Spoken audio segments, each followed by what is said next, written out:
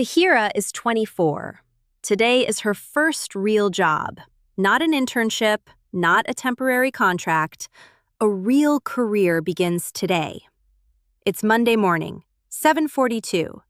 She steps off the train with a paper coffee in one hand and a laptop bag over her shoulder.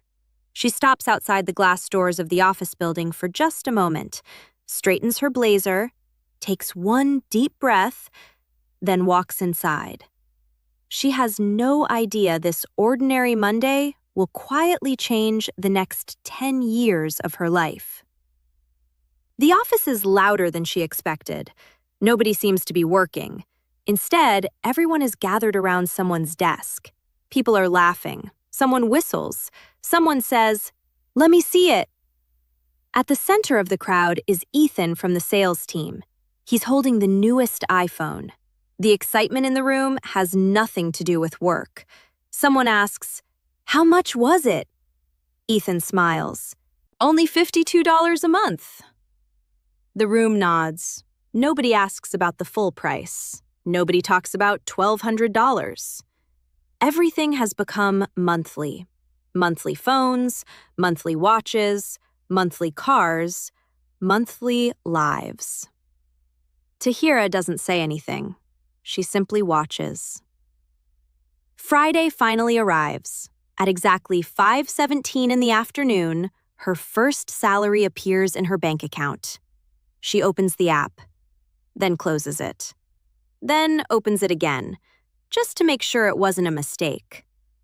For the first time in her life, the money is hers. Nobody tells her how to spend it. Nobody asks where it goes. She smiles, then locks her phone. On the way home, she walks through the shopping mall. She wasn't planning to stop, but something catches her eye.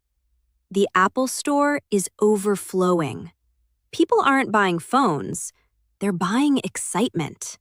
Bright white boxes, huge smiles, couples taking selfies, parents congratulating their children. Everyone looks successful. She pauses outside the glass wall, then quietly walks inside. A salesperson notices her almost immediately. "You picked the perfect time." He places the newest phone into her hands. It feels lighter than she expected. The display wakes up before she even touches it. The screen is brighter. The camera is sharper. Everything about it whispers the same message. Your life could look like this. The salesperson smiles. "No upfront payment. Only $52 a month."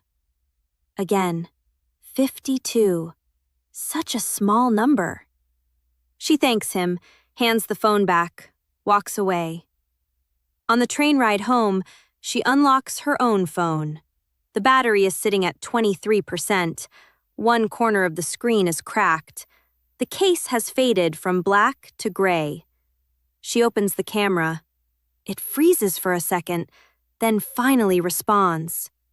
Across from her, a teenager scrolls effortlessly on the same phone she just held. She looks at her own screen, then quietly slips it back into her pocket. That night, her apartment is silent.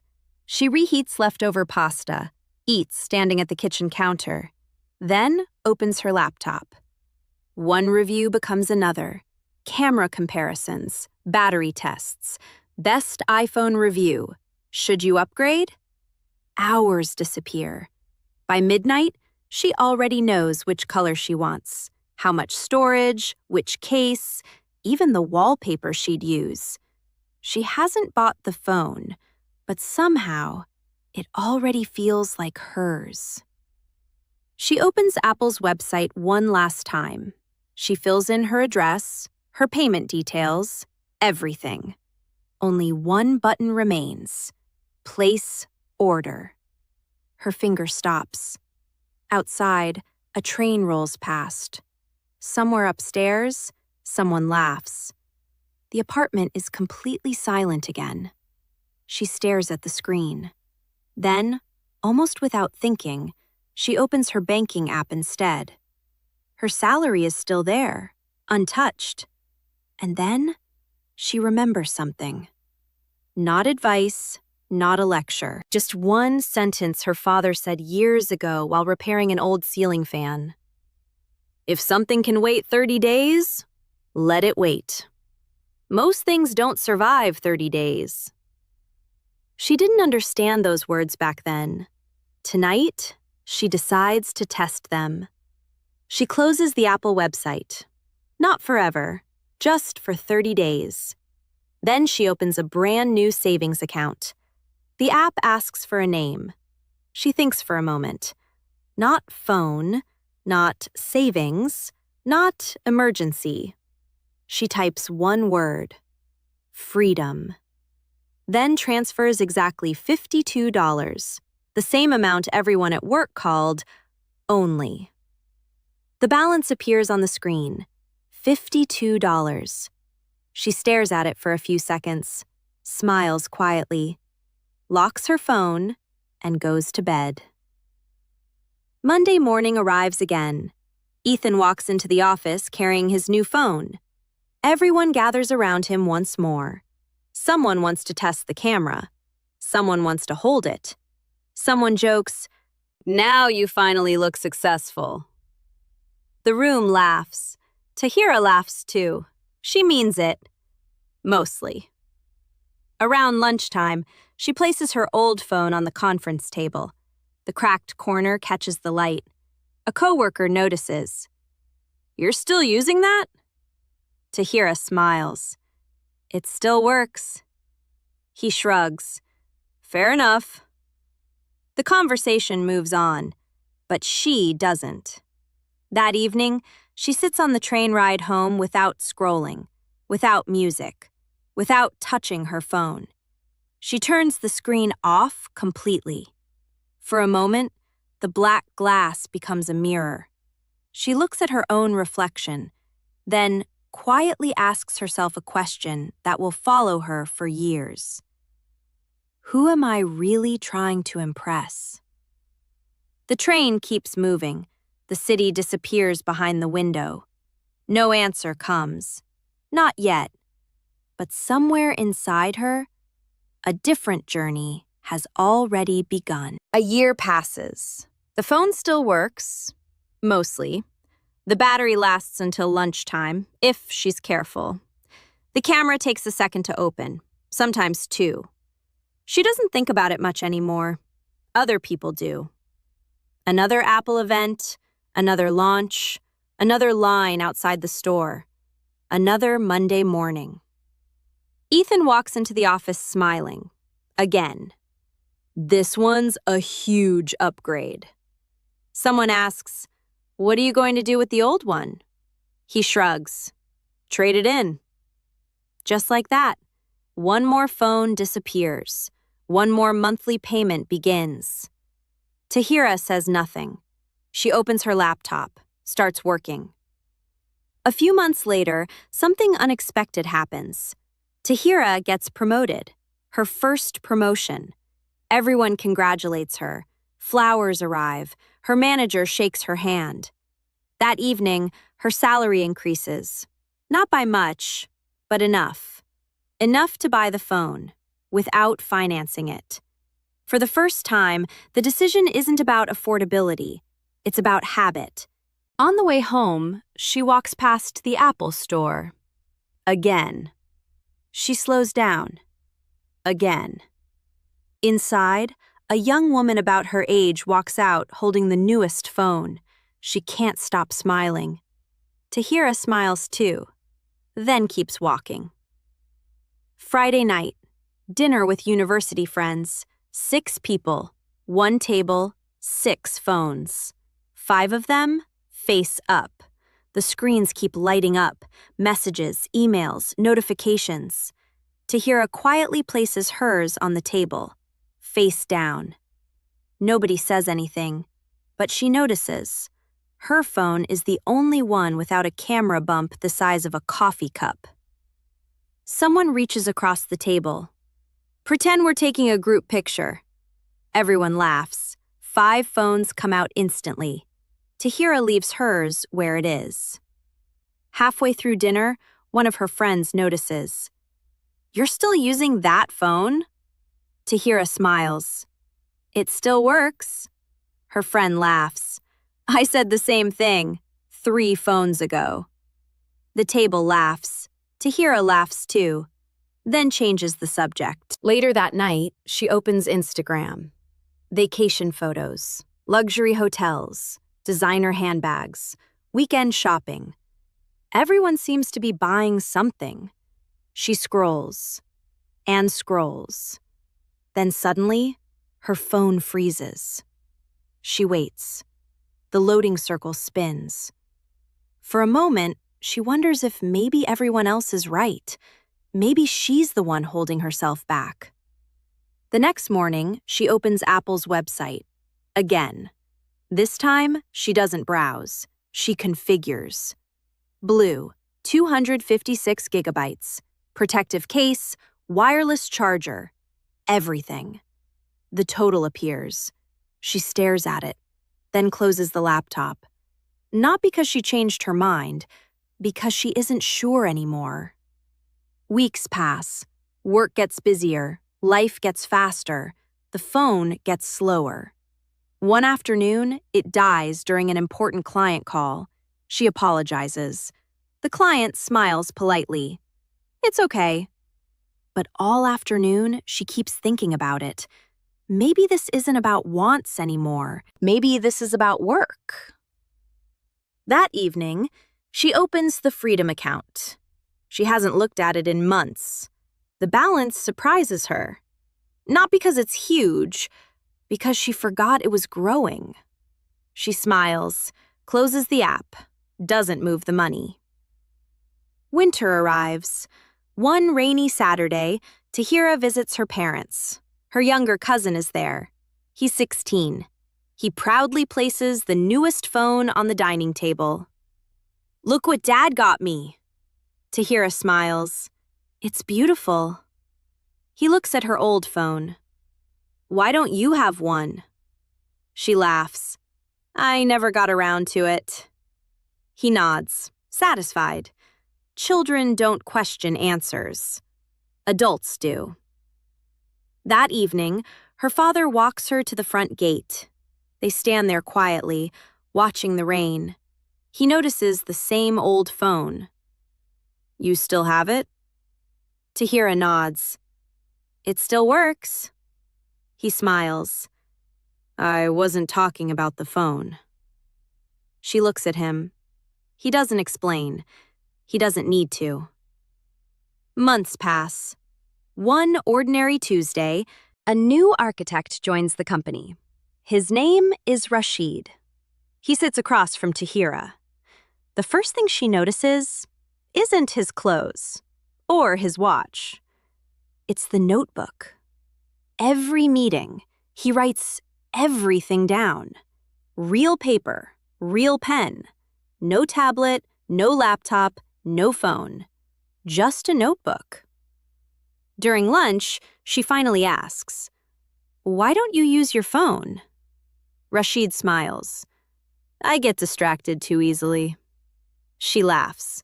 So do I. He closes the notebook. I wasn't talking about work. For the first time in a long time, someone noticed a habit instead of a phone. She thinks about that conversation all the way home. Maybe people notice less than we imagine. And maybe the people who matter notice completely different things. Her finger is still there, hovering above confirm purchase. The room is silent. Outside, a car passes. The headlights sweep across the wall, then disappear. Tahira closes her eyes. Just for a second, she takes one slow breath. Then, she closes the laptop.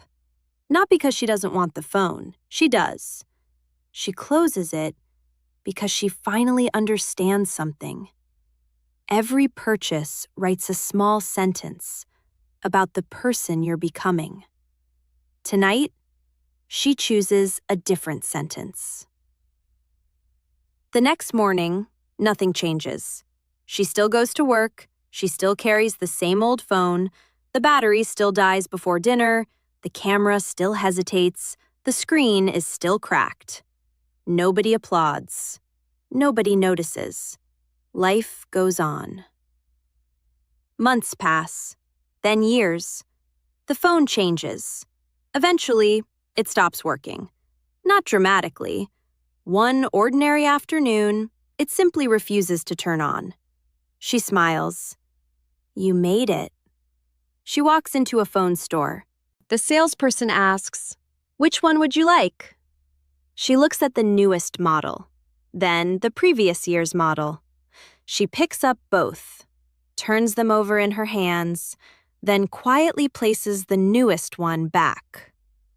I'll take this one, the older model. Paid in full, no monthly payments, no financing. The salesperson looks surprised. Are you sure? Tahira smiles. I've never been more sure. On the train ride home, she opens the Freedom account for the first time in almost a year. She doesn't recognize the number, not because it's impossible, because she never watched it grow. 1 month became another, then another, then another. She never chased the number. She protected the habit, and the habit quietly built the number for her. She locks the phone, smiles, looks out the window. The city feels different, not because it changed, because she did. A few weeks later, Rashid notices the new phone. You finally upgraded. Tahira laughs. I did. He smiles. Does it feel different? She looks down at it, then back at him. Not really. He laughs. I thought you'd say that. She asks, how did you know? He closes his notebook. Because the phone was never the thing you were changing. 10 years pass. Tahira is 34. She walks through the same shopping mall. The Apple store is still there. The line outside is still just as long. A young woman walks out holding the newest phone, smiling exactly the way Tahira once smiled. For a moment, she sees her younger self. She smiles, then keeps walking. The cafe across the hallway is almost empty. She orders coffee, sits near the window. Her phone vibrates, a banking notification. Investment contribution received. She doesn't open it. A few seconds later, another notification. Dividend payment. She doesn't open that either. She puts the phone face down, looks outside. The coffee arrives. The waiter smiles. She thanks him, then quietly watches people walking through the mall. Some carrying shopping bags, some carrying coffee, some carrying the newest phone. She doesn't judge them, because she remembers. Her Freedom account still exists. She never changed the name, not once. She opens it. The balance is larger than she ever imagined when she transferred those first $52. She smiles, then closes it, almost immediately, because the number no longer matters. It hasn't mattered for years. As she leaves the cafe, she walks past the Apple store one last time. A young man is convincing his friend. It's only $52 a month. Tahira stops, just for a moment. She almost laughs, not because he's wrong, because she remembers believing the very same sentence. Then she keeps walking. That evening, she arrives home, places her keys on the table, her phone beside them. The apartment is quiet, just like it was 10 years ago. She walks to the window, looks out at the city. So much has changed. New buildings, new cars, new technology, new phones. She thinks about the first night, the laptop, the checkout page, the glowing button, place order. She smiles, not because she never bought the phone. She did, eventually. She smiles because she learned something before she bought it. People think wealth is built when you make the right investment. It isn't. Wealth is built when you become the kind of person who no longer needs every new thing to feel successful. The phone was never the lesson. The money wasn't the lesson. Even the Freedom account wasn't the lesson. The lesson was learning that every small decision quietly votes for the person you'll become. 10 years ago, Tahira thought she was saying no to a phone. She wasn't. She was saying yes to herself. And sometimes, the most expensive thing you'll ever buy is the version of yourself you never become.